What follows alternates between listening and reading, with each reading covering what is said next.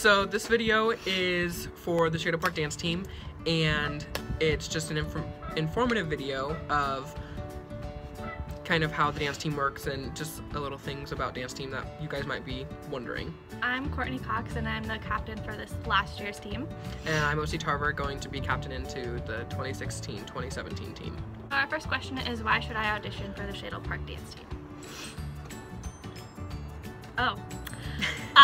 Well, we compete and you make a lot of good friends on the team. Like, if you make the team or try out or whatever, you're gonna automatically have like 20 new friends at the school.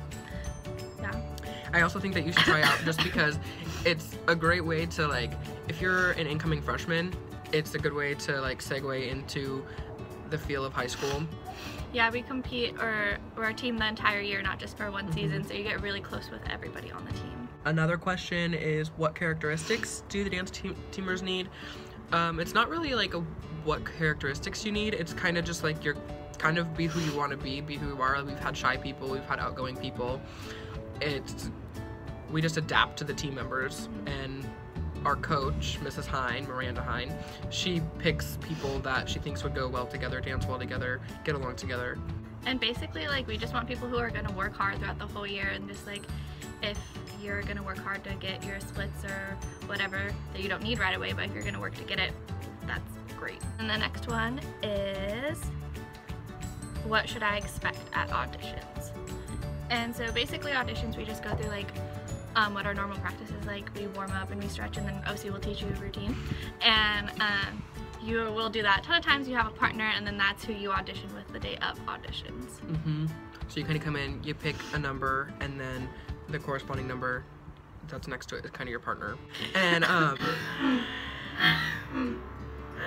she's dying. But I think that expect to be like pushed past like your own like personal limits, because you don't know how far you can go or how quick you can get your splits. It's how hard you're gonna work and what your body's used to. Another question is, what should I wear to auditions? So if you're a guy trying out for the team, then I would suggest wearing basketball shorts, a good pair of like running shoes. Don't go out and buy jazz shoes unless you're already like in studio dance, then bring those.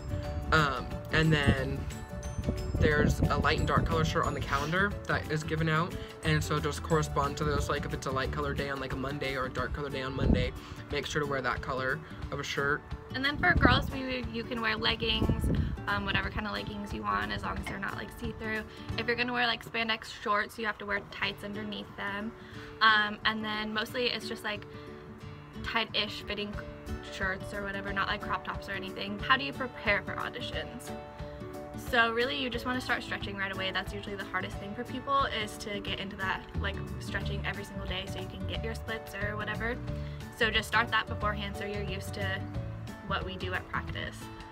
Yeah, and then being prepared is like even physically prepared, but as well as mentally prepared, because like I said, your body's going to be kind of pushed to limits that you've never been able to experience. That like your body's going to be sore if like we do conditioning, or like we stretch a lot one day, or we like repeat doing the splits because that's the part that we need to go over.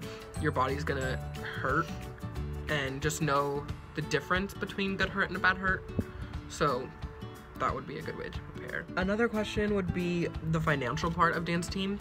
So it's every few months, right?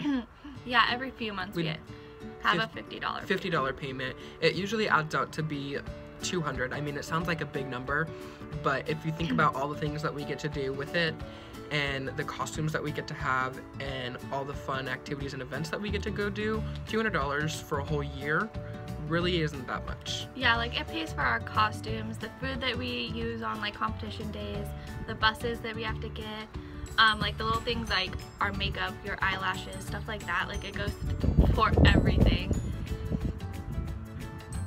Yeah. Yeah.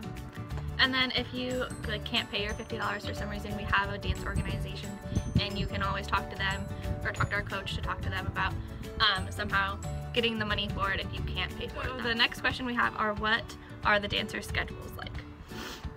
And so just for practices, we have practices after school on Mondays, and then before school Wednesday, Thursday, and Fridays. Yep. and then times for those. So Mondays starts at 2:50, goes until 5:30, and then sometimes 6, but that's usually more towards competition season when we need more practice. And then Wednesday, Thursday, Friday morning start at 6:30, and we'd prefer you guys just to get there at 6:25, so that way we're ready to go at 6:30. We're starting at 6:30, not getting ready to go stretch or go running on a jog or anything like that. And then we have like competition days, and then those are weekends.